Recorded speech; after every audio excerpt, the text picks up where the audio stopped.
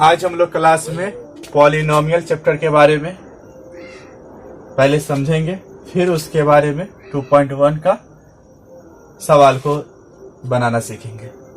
तो पहले हम पॉलिनोमियल समझेंगे कि पॉलिनोमियल क्या है। इससे पिछले क्लास में हम सब नौमा में पढ़े थे पॉलिनोमियल बहुपद। जो नौमा में चैप्टर है वही चैप्टर यहाँ भी है, लेकिन थोड़ा सा उसको हम लोग जान लेते हैं पॉलिनोमियल को।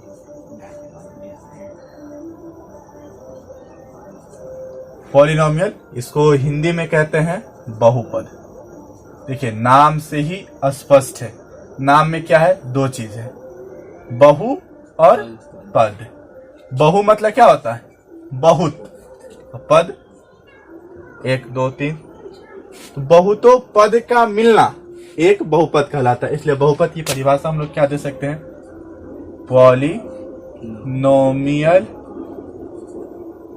Polynomial is one variable. बहुपद एक चर में बहुपद, एक चर में बहुपद।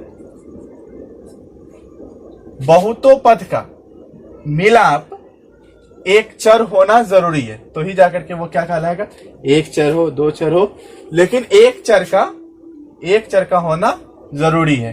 ठीक, उसे हम क्या कहेंगे, बहुपद कहेंगे। ठीक है, बहुपद के बारे में समझ में आया। ठीक, बहुपद कितने प्रकार के होते हैं, बहुपद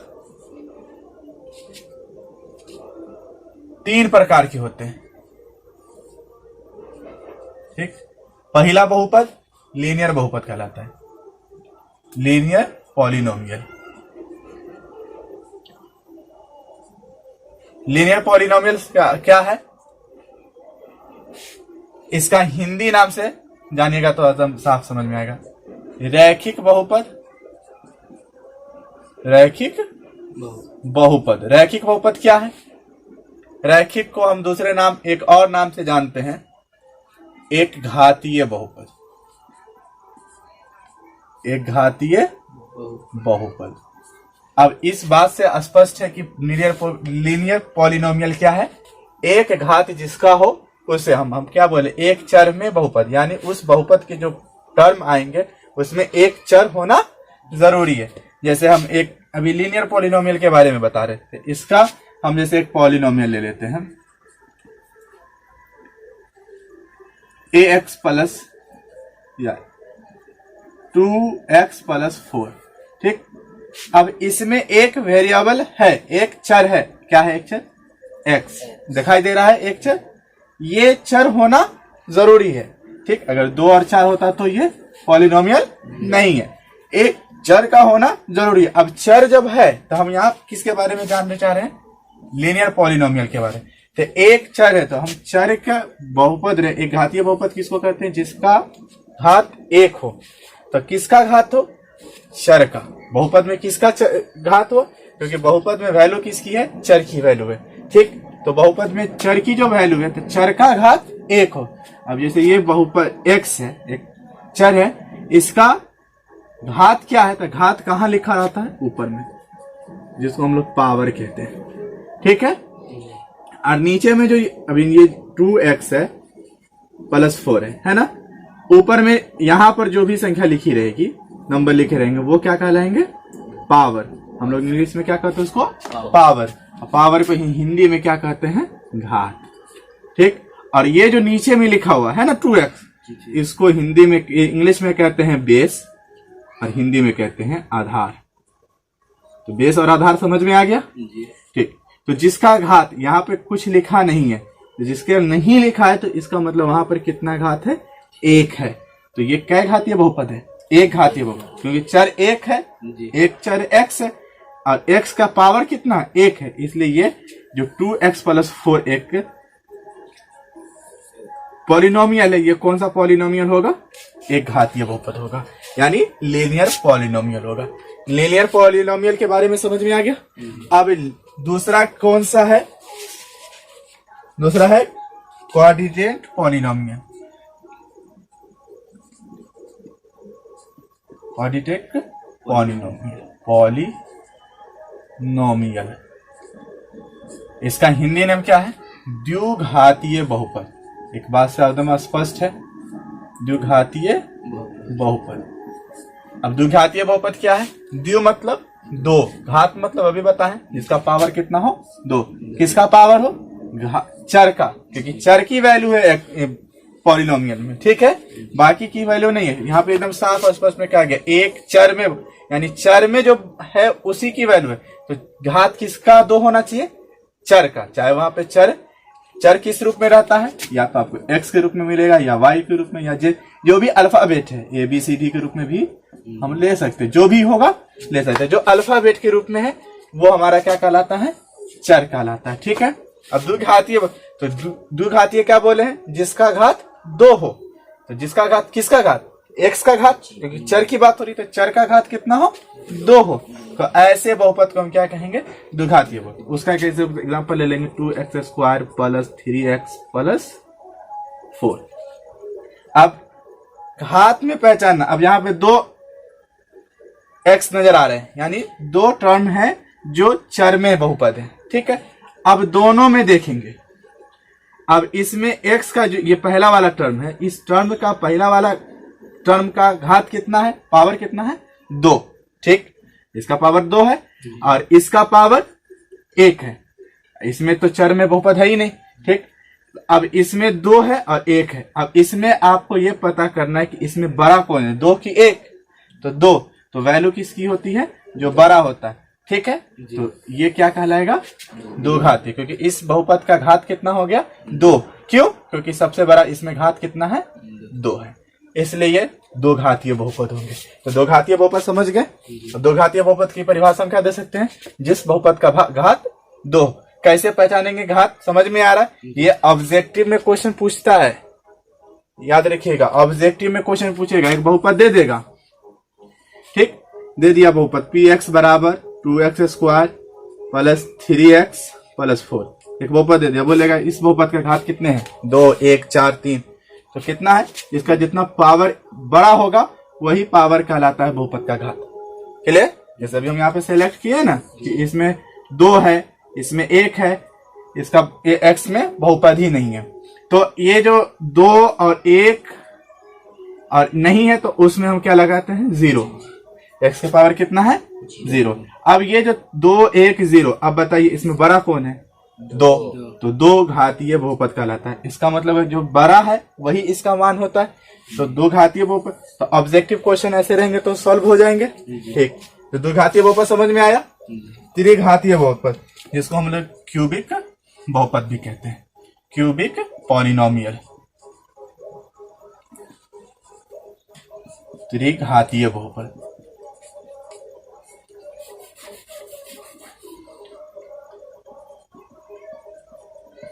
त्रिघातीय मतलब 3 घात वाला बहुपद, त्रिघातीय बहुपद। एक एग्जांपल लेके जैसे देखिए 2x³ plus 3x² plus 3x plus 4। अब इसमें देखिए पहले वाले टर्म का घात कितना? 3। इस वाले टर्म का यानी सेकेंड वाले टर्म का घात कितना? 2। ये वाले टर्म का यानी थर्ड टर्म का घात कितना? 1। लास्ट वाले टर्म का घात कितना? 0। x की पावर क्या होगा? 0। पावर 0 लगाने से क्या होता है, यहाँ पे ध्यान रखिएगा। हम क्यों लगा दिया? पूछेगा सर जी ये कैसे? 0 का मतलब 0, तो 0 से जब गुना करिएगा 0 में तो क्या हो जाएगा? 0 यानी 4 गायब। तो ऐसा नहीं, तो पावर में जब 0 होता है ना, उसका मतलब 1 होता है। तो हम किसी भी संख्या में 1 से गुना कर सकते हैं। तो हम यहाँ पे इसलिए x की पावर 0 लिख दिए, ठीक है। अब इसका पावर 0। अब बताइए इन तीनों में बड़ा कौन है? 3। तो ये कौन घातीय बहुपद होगा? त्रिघातीय बहुपद होगा, यानी क्यूबिक क्यूबिक पॉलिनोमियल होगा। समझ में आया? क्यूबिक, इसमें कोई दिक्कत नहीं। चलिए एक और है, उसको समझना है, तो फिर हम लोग अपने क्वेश्चन की तरफ चलेंगे, ठीक है। चलिए एक और हमको पढ़ना है, zero polynomial. Zero polynomial, zero polynomial मतलब जीरो मतलब शून्य, शून्य बहुपद। शून्य बहुपद भी हम लोग पढ़े हुए हैं, लेकिन शून्य बहुपद कहते हैं किसको है? कि बहुपद का वह मान जो बहुपद में रखने पर बहुपद को जीरो कर दे, यानी उसका वैल्यू क्या हो जाए, जीरो हो जाए। जैसे एक एग्जांपल ले लेते हैं, कोई एक हम एग्जांपल ले लेते हैं लीनियर पॉलिनोमियल का, जैसे px बराबर x प्लस 2। देखिए यहाँ x है, इसका px का मतलब क्या है कि बहुपद x चर में है। अगर py रहता ना तो क्या होगा, p मतलब पॉलिनोमियल, y मतलब उसका वेरिएबल यानी कौन सा चर है, यानी ई बहुपद में कौन सा चर के रूप में मिलेगा आपको, x के रूप में। p का मतलब पॉलिनोमियल यानी बहुपद किस चर में मिलेगा, y रूप में। ठीक है, इसका भी मतलब है। अब हमको मिल गया एक बहुपद क्या, px बराबर x प्लस 2। समझ में आ रहा है। अब x प्लस 2, अब हम इसका क्या निकाल रहे थे, शून्य बहुपद। क्या कह रहा था कि वह मान जो बहुपद में रखने को बहुपद को जीरो करे। तो देखिए जैसे हम बहुपद निकालने के लिए जीरो करते हैं, x प्लस 2 बराबर 0, x बराबर क्या होगा, -2। अब हम -2 जो रखेंगे इसमें तो ये बहुपद क्या हो जाएगा, 0 -2। अभी देखिए px बराबर -2 प्लस 2, यानी x यहाँ पे हम क्या रख दिए, -2 में -2 जो प्लस माइनस क्या हो गया, 0। तो यानी क्या रखे थे, 0 हो गया, px -2 रखे। तो ये मान जो बहुपद में रख दे तो वो बहुपद का मान क्या हो जाता है, 0 हो जाता है। तो शून्य यानी 0 पॉलिनोमियल भी समझ गए। ठीक, अब ये जो बहुपद है इसको हम लोग कहाँ दिखाते हैं, जिसको कहते हैं दर्शाते कहाँ हैं, दिखाते कहाँ है, तो हम दिखाते कहाँ हैं इसको, ग्राफ पर। कहाँ दिखाते हैं, ग्राफ पर। ठीक, ग्राफ पर कैसे दिखाते हैं, तो एक एग्जांपल ले लेते हैं, उससे समझ में आ जाएगा। जैसे एक एग्जांपल ले लेते हैं लीनियर पॉलिनोमियल का, px बराबर x प्लस 2। ठीक, अब इसका हम निकालते हैं, x बराबर 0 बराबर x प्लस 2, यानी x बराबर -2 होगा ना। ठीक, अब इसको रहने दीजिए। अब एक और एग्जांपल ले लेते हैं। ठीक, y बराबर x प्लस 2, ये भी लीनियर पॉलिनोमियल कहलाएगा क्योंकि x और y दो वेरिएबल है, दो चर है, लेकिन दोनों का घात कितना है, 1 है। ठीक है, अब देखिए हम दोनों को कहाँ दिखाने चाह रहे हैं, ग्राफ पर, यानी ग्राफ पे कैसा दिखाई देता है, कैसे हम पहचानेंगे।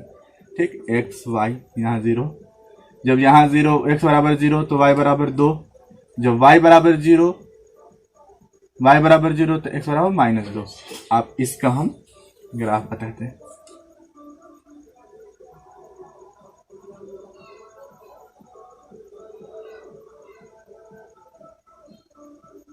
-1 -2 1 2 3 -1 1 2 3। अब इसको हम लोग क्या कहते हैं, x एक्सिस, इसको x डैश एक्सिस, इसको y एक्सिस, इसको y डैश एक्सिस। ये हम बताएंगे आपको ग्राफ जब हम बताएंगे उसमें। ठीक है, अब इसका हम लोग मान बैठाते हैं, 2 यहाँ और ये 2 यहाँ, इसका सीधा लाइन खींच देते हैं। तो अब देखिए, अब इसमें देखिए एक चर में बहुपद में एक चर में बहुपद में एक ही क्या होता है, शून्य होता है। लेकिन यहाँ देख रहे हैं ना 2, इसका मतलब अब ये 2 शून्य कट रहा था, इसका मतलब क्या है कि इस बहुपद को ये करने के लिए अब यहाँ पर ये समीकरण को, यानी सॉरी ये समीकरण, ये पॉलिनोमियल को 0 करने के लिए हमको x अक्ष पे, क्योंकि हमको किस रूप में दिखा रहा है, x के रूप में, तो x पे कितनी मर्तबा कटा है, 1 मर्तबा कटा है। तो इस बहुपद का शून्य कौन सा होगा, 1 होगा, जो क्या होगा, -2 रखेंगे तो x प्लस -2 प्लस 2 बराबर 0। ठीक, ऐसे ही इसका भी बनेगा। अब इसमें एक इसका ग्राफ देखिए, इसका ग्राफ कैसा रहेगा,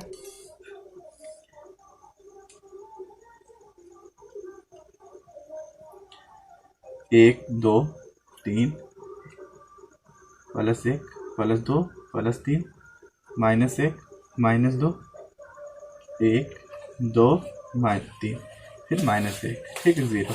अब इसमें -2, सिर्फ x बराबर क्या है, -2, तो x क्या पर रखेंगे।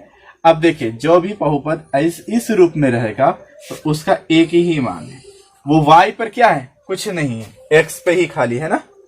ठीक है, तो ऐसे बहुपद से अब ये पता चल रहा है ना कि जितनी जब एक बर्ता कट रहा है तो उसका शून्य कटना है 1 होगा। समझ में आ रहा है?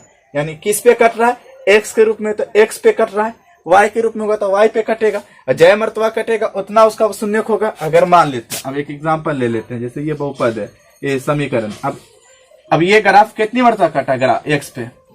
2 बार। तो इस बहुपद के शून्य कितने होंगे? 2 होंगे। अब बात समझ में आ गई होगी ग्राफ में कैसे दिखाया जाता है। यानी बहुपद को अगर दिखाना हो लोगों को या बताना हो तो हमको किस रूप में दिखाना पड़ता है? ग्राफ के रूप में। ठीक है, ग्राफ पर बताना पड़ता है। बात समझ में आ गई? तो हम लोग अपना जो सवाल है 2.1 उस पे बात करेंगे। इसमें कोई दिक्कत नहीं, ये तो पिछला बात था, इसमें कोई दिक्कत नहीं, तो इसको नोट कर लीजिए। चलिए हम लोग इस चैप्टर में 2.1 में क्या देखना है? किसी बहुपद px के लिए y बराबर px, यानी जो पॉलिनोमियल हमको मिल रहा है, पॉलिनोमियल वो किस रूप में होगा? किस वेरिएबल के रूप में? x के रूप में। यानी हमको निकालना किसका है? x का चर। ठीक, x का शून्य का ग्राफ नीचे दिया गया है। प्रत्येक स्थिति में, यानी जो सवाल है एक हर कंडीशन में px का यानी x का, यानी x पर कितनी दफा कटा, x के बारे में पूछ रहा है तो x के शून्य के बता। तो पहला सवाल देखिए, ये पहला सवाल है। पहला सवाल में x पर ये लाइन उसका क्या है? शून्यकों के लिए बताया गया था। पहले, इससे पहले जो बताए हम उसमें यही ना, जितनी बार कट रहा था उसका वही उसका क्या कहला रहा था? शून्य कहला रहा था। तो अब इसमें x के बारे में पूछ रहा था, x पर कितनी दफा ये वाला लाइन कटा है? एक बार भी नहीं। तो इसका शून्य कितना हो गया? इस ग्राफ का शून्य कितना हो जाएगा? शून्यकों की संख्या कितना हो जाएगा? 0। क्यों 0 होगा? क्योंकि ये एक बार भी नहीं कटा है। समझ में आ गया? चलिए अब दूसरा कंडीशन में हम लोग देखेंगे। दूसरा कंडीशन में कितनी मर्तबा, अब ये दूसरा सवाल है, इसमें देखिए x पर क्या दफा कटा है? एक बार। तो इस ग्राफ का शून्य कितना है? 1। शून्यकों की संख्या कितनी होगी? 1। समझ में आ रहा है? अब ये सवाल नंबर तीसरा है। अब तीसरा सवाल में देखिए शून्यकों की संख्या कितने मर्तबा x अक्ष पर लाइन काटा है? कितनी मर्तबा? 3 दफा। तो 3 मर्तबा जो काटा है, इसका मतलब शून्य की संख्या कितनी? 3। समझ में आ रहा है? ठीक। ये वाला ग्राफ देखिए, इसमें शून्यकों की संख्या कितनी? तो इसमें कितनी मर्तबा लाइन काटा है? 2 मर्तबा। तो शून्यकों की संख्या 2। शून्यकों की संख्या 2। ठीक। पांचवा कंडीशन में देखिए x अक्ष पे वो लाइन कितनी दफा काटा है? 4। तो शून्यकों की संख्या कितनी होगी? 4। 1 2 3 4, तो 4 होगा। इसमें देखिए यानी छठा कंडीशन में, यानी छठा सवाल में x पर क्या बार काटा है वो लाइन? 1 2 कितने मतलब 1 2, देख रहे हैं ना? ऐसे टच करता ऐसे निकल जा रहा है, फिर ऐसे ऊपर ऐसे निकल जा रहा है ना। तो टच करता तो अगर ऐसे लाइन है तो अगर ऐसे निकलता तो ये निकल के फिर ऐसे जाता 2 मरतबा, लेकिन ये ऊपर ही एक ही बिंदु को छू करके निकल आता 1 2 और 3। तो शून्य की संख्या यहाँ पर कितनी होगी? 3। हमारे ख्याल से इस चैप्टर में 2.1 चैप्टर में कोई दिक्कत नहीं होगा। ऐसे इस पे बने जितने भी सवाल होंगे, अगर आपको एग्जाम में मिलेगा तो बना लेंगे। 3 ने लिखे 3। अच्छा, यहाँ भूल गए 3, यहाँ 3 क्यों 3 होगा? क्योंकि 1 2 और 3, इसलिए 3। तो बात समझ में आ गई होगी। अगर कोई दिक्कत होगा तो आप कमेंट्स में लिखिएगा, आपका क्वेश्चन का आंसर अगले वीडियो में बन जाएगा।